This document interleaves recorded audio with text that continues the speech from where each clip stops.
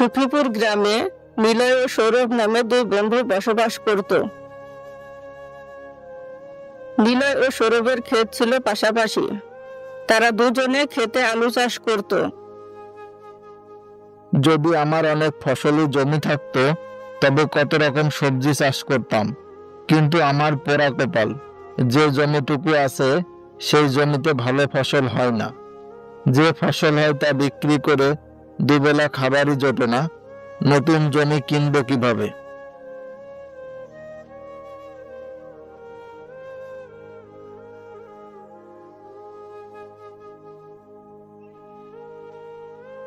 মাগো মা, এই রোদে জমি কোপাতে গিয়ে যে রোদে আমার শরীর পুড়ে গেল, সারা শরীর আমার ব্যথা করছে। এত রোদের মধ্যে এই জমি কুপিয়ে চাষের উপযোগী করে তোলা কি মুখের কথা? যাও একটু বিশ্রাম নিয়ে আসি। নিলয় বন্ধু, ও নিলয় বন্ধু, এত কি ভাবছো বলো তো? আর বলো না বন্ধু, জমিটা দিন দিন অনাবাদি হয়ে যাচ্ছে। এভাবে চলতে থাকলে তো না খেয়ে থাকতে হবে। জমিতে ভালো মানের সার দাও, পানি সেচ দাও, দেখবে ভালো ফসল হবে। আর বলো না বন্ধু, বাজারের সব থেকে ভালো সার দেই, কিন্তু যে ফসল হয় তাতে সারের দামটাও উঠে না। হাল ছেড়ো না বন্ধু, আল্লাহ একদিন না একদিন ঠিকই ভালো ফসল দিবেন। তুমি শুধু চেষ্টাটুকু করে যাও। যাই আজ বাড়ি যাই, এত রোদে আর মাঠে থাকবে না। রোদে আমার গা পুড়ে যাচ্ছে। বন্ধু, তুমি কি করবে? কিছুক্ষণ বিশ্রাম নিয়ে আরো একটু জমি কুপিয়ে তারপর বাড়ি যাব।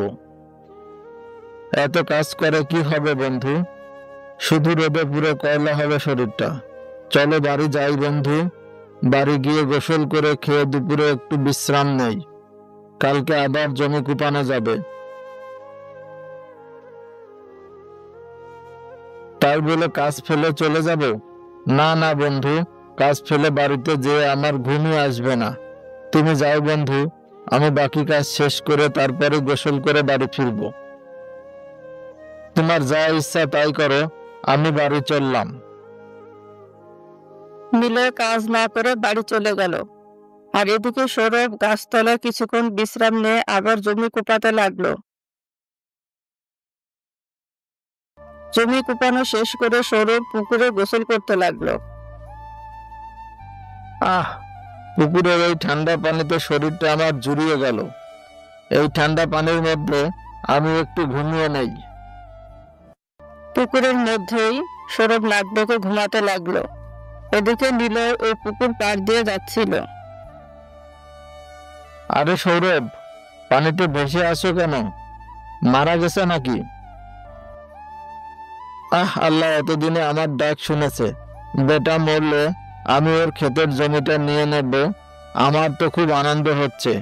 যাই চাচিকে খবর দিয়ে আসি। নিলয় গেল সৌরভের বাড়িতে। সৌরভের মা তখন রান্না করছিল। কিরে নিলয়, কি হয়েছে? তুই কান্না করছিস কেন? ও চাচি, চাচি গো, তোমার কি সর্বনাশ হলো? চাচি গো, তোমার কি করে বলবো চাচি? হাই হাই, এ কি হলো? সব শেষ হয়ে গেল চাচি। হ্যাঁ, তো কাঁদছো কেন নিলয়? কি হয়েছে বলবে তো?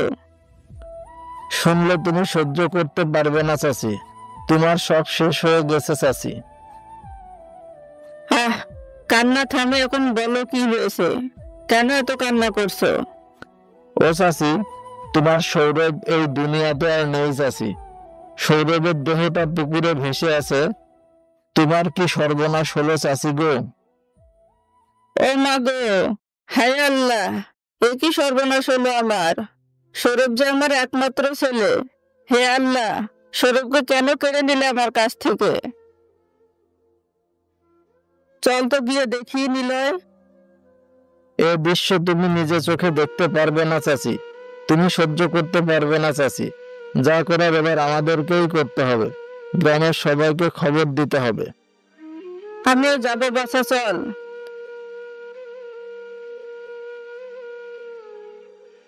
কাঁদতে কাঁদতে মা ও নিলয় এলো পুকুর পাড়ে। গ্রামের লোকজনও পুকুর পাড়ে জমা হলো। ওরে সৌরভ বন্ধু, তুমি একটা বিয়েও করলে না, সংসারও করলে না, কিসের এত দুঃখ তোমার যে তুমি পুকুরে ডুবে মরতে গেলে? সৌরভ বাপ, ও বাপ রে, তুই কেন এ কাজ করলি? তুই আমাকে একা ফেলে কেন চলে গেলি? আমি এখন তোকে ছেড়ে একা একা বাকিটা জীবন কিভাবে কাটাবো বাপ? আমার এই সর্বনাশ কেন করলি বাপ? সৌরভ মায়ের কান্নার আওয়াজ পেয়ে ঘুম থেকে উঠে পড়ল। কি হয়েছে মা, তুমি কাঁদছো কেন? নীলয় বন্ধু, কি হয়েছে? তোমরা কাঁদছো কেন সবাই? গ্রামের সব লোকজন এখানে কেন? কি হয়েছে? আমাকে নিলয় খবর দিল তুই পুকুরে ডুবে মারা গেছিস, তাই আমি কাঁদছি বাপ। মা, এত গরম পড়েছে যে জমি কুপাতে গিয়ে আমার শরীর খুব ক্লান্ত হয়ে গিয়েছিল, তাই পুকুরের ঠান্ডা পানির মধ্যে একটু ঘুমিয়ে নিচ্ছিলাম। আর ঘুমাতে হবে না বাপ, চল এবার বাড়ি যাই। সারাদিন কিচ্ছু খাসনি, চল এখন বাড়িতে যে পেট ভরে মুরগির মাংস দিয়ে ভাত খাবি। সৌরভ আর সৌরভের মা বাড়ি চলে গেল।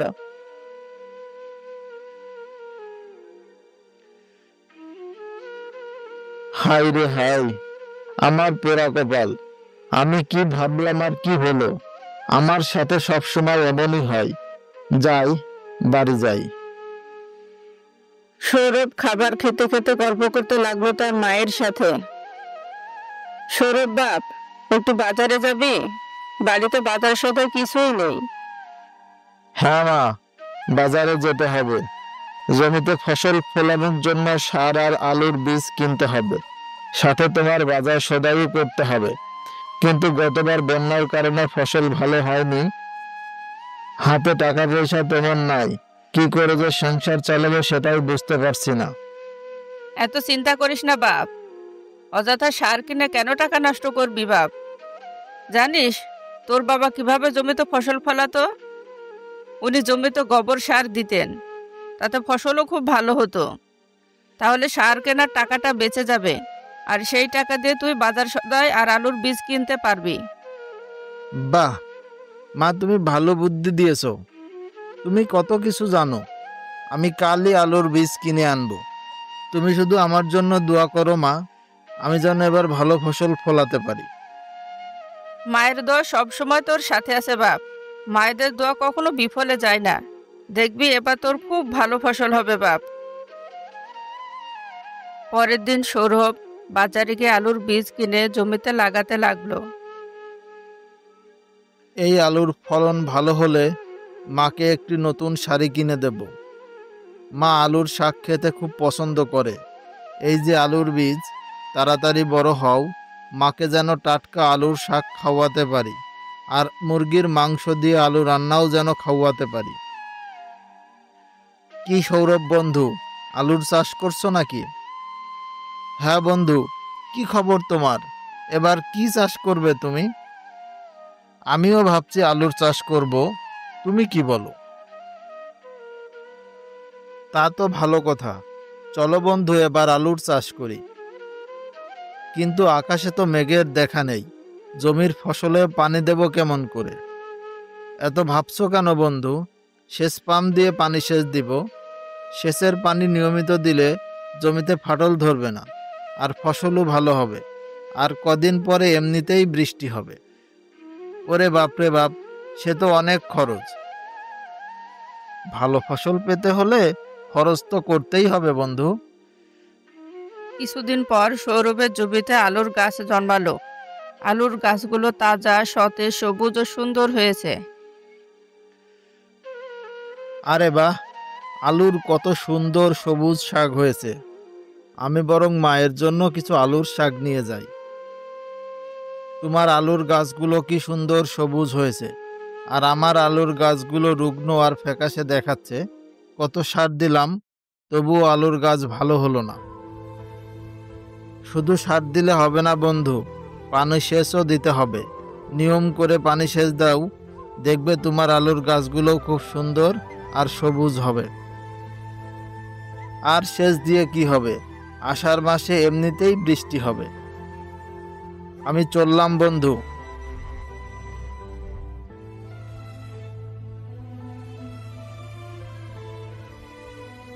আলুর শাক খেয়ে সৌরভের মা তো খুব খুশি। আহ, আলুর শাক খেতে খুব সুস্বাদু হয়েছে। এবার তোর আলুর ফলন খুব ভালো হবে বাপ। তুই আলু তুলে বাজারে বিক্রি শুরু করে দে বাপ। ঠিক আছে মা। বাপজান, আমি এবার তোর একটা লাল টুকটুকে বউ আনবো। আলু বিক্রির টাকা দিয়ে বিয়ের বাজার করবি, লোকজনকে দাওয়াত করে খাওয়াবো। সৌরভ লজ্জা পেয়ে সেখান থেকে চলে গেল। এদিকে এক বৃদ্ধা মহিলা নীলর কাছে আলুর শাক চাইলো। বাবা, ও বাবা, আমাকে কিছু আলুর শাক দিবি? আমি কতদিন শাকসবজি দিয়ে ভাত খাইনি। সবজির এত দাম যে কিনতে পারি না। পেঁয়াজ মরিচ দিয়ে ভাত খাই। গরম ভাত দিয়ে আলুর শাক খেতে মন চাইছে। দে না বাবা কয়টা আলুর শাক। এই কে তুমি বুড়ি, আমার আলুর গাছের দিকে নজর দিচ্ছ? আমি এক ভিখারি বাবা, আমাকে কয়টা আলুর শাক দিবে বাবা? কানের কাছে ঘ্যানর ঘ্যানর করো না তো। তোমাকে দেব বলেই তো রোদে বৃষ্টিতে ভিজে কষ্ট করে আলুর চাষ করেছি। যাও যাও যাও এখান থেকে, যাও বলছি। আমার আলুর গাছের দিকে নজর দিও না। যত সব আপদ কোথা থেকে আসে যে। বৃদ্ধা মহিলা তখন কাঁদতে কাঁদতে সামনের দিকে হাঁটতে থাকলো। তখন সৌরভ মাঠে আলুর শাক তুলছিল। বাহ, তোমার তো অনেক সুন্দর আলুর শাক হয়েছে। হ্যাঁ বুড়িমা, কিন্তু তুমি কে? তোমাকে তো কখনো দেখিনি এই গ্রামে। আমি এক ভিখারি বাবা, পেটের দায়ে এ গ্রাম সে গ্রাম ঘুরে ঘুরে ভিক্ষা করে বেড়াই। আমাকে কিছু আলুর শাক দিবে বাবা? আলুর শাক দিয়ে গরম ভাত খাবো। কেন দেব না বুড়িমা, নিশ্চয় দেব। আমার মাও আলুর শাক খেতে খুব ভালোবাসে। তোমার যতগুলো খুশি ততগুলো তুমি আলুর শাক তুলে নাও, আর এই আলুগুলোও নাও। তুমি রান্না করে পেট ভরে ভাত খেও। মানুষ তো আলু শাকই দিতে চায় না, আর তুমি আমাকে আলু শাকও দিচ্ছ, আবার আলুও দিচ্ছ। বাবা, তুমি তো এখনো বাজারে আলু বিক্রি করোনি। বাজারে আলু বিক্রি না করে তুমি প্রথমে আমাকে আলু দিলে। বাজারে নেবার আগে কাউকে ফসল দিলে যে ফসলের বরকত হয় না বাবা, তুমি কি তা জানো না? সংসারে আমি আর আমার মা থাকি। যে ফসল হয় তাতে আমার আর আমার মায়ের ভালো মতো চলে যায়। তুমি অসহায়, আল্লাহ হয়তো তোমাকে আমার কাছে পাঠিয়েছে আমাকে পরীক্ষা নেবার জন্য। তোমাকে ফিরিয়ে দিলে আল্লাহ আমার উপর অখুশি হবেন। তুমি বড্ড ভালো, খুব দয়ালু ও উদার মনের। আমার কিছুই চাই না বাবা। আমি তোমাদের পরীক্ষা করছিলাম। আমি একজন পরী। তুমি খুব দয়ালু, অত্যন্ত ভালো মনের মানুষ। তুমি পুরস্কার পাবে। তোমার জমিতে এবার অনেক আলু হবে, আর সেই আলু বিক্রি করে তুমি বিয়ে করতে পারবে, এক টুকরো জমি কিনতে পারবে। আল্লাহ তোমার মঙ্গল করুক। আমার কোনো পুরস্কার চাই না।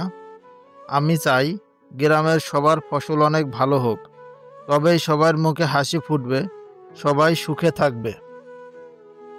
তুমি বড্ড সরল সাদাসিধে মানুষ, তোমার অনেক ভালো হবে। এই বলে পরী সেখান থেকে চলে গেল। যাবার আগে পরী তার জাদুর কাঠি দিয়ে সৌরভের আলুর গাছে ছোঁয়া দিল। সৌরভ আলু তুলতে থাকলো। সৌরভের 10 ঝুড়ি আলু হলো, আর নীলার মাত্র 1 ঝুড়ি আলু হলো। আলু বিক্রি করে সৌরভ অনেক টাকা পেল। সৌরভ মায়ের জন্য একটা সুন্দর শাড়ি কিনলো, আর বিয়ের বাজার করলো। বাজার করার পরও সৌরভের কাছে অনেক টাকা রইল। মা, ও মা, কি করছো? এদিকে আসো।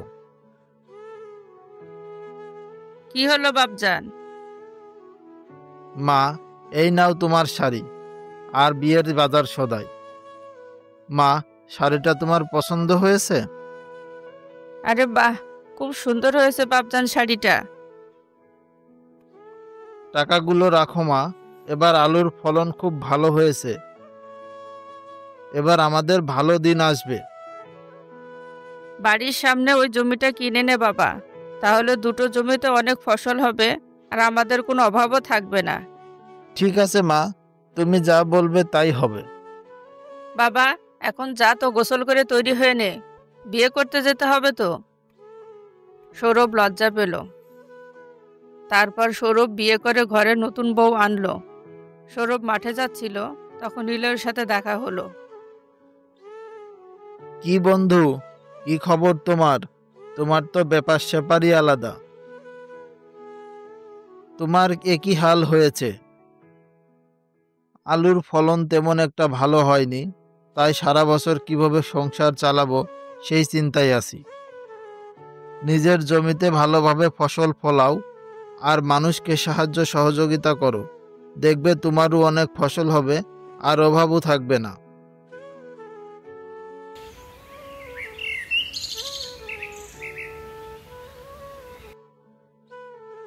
তুমি এখন কোথা থেকে আসছো? আলু বিক্রির টাকা দিয়ে মায়ের কথায় বাড়ির সামনের জমিটা কিনতে গেছিলাম। আজকে চলি বন্ধু।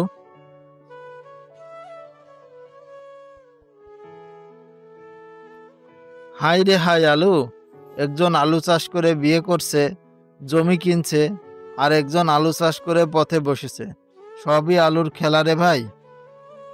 এই জন্যই মনীষীরা বলে, পরিশ্রম সাফল্যের চাবিকাঠি।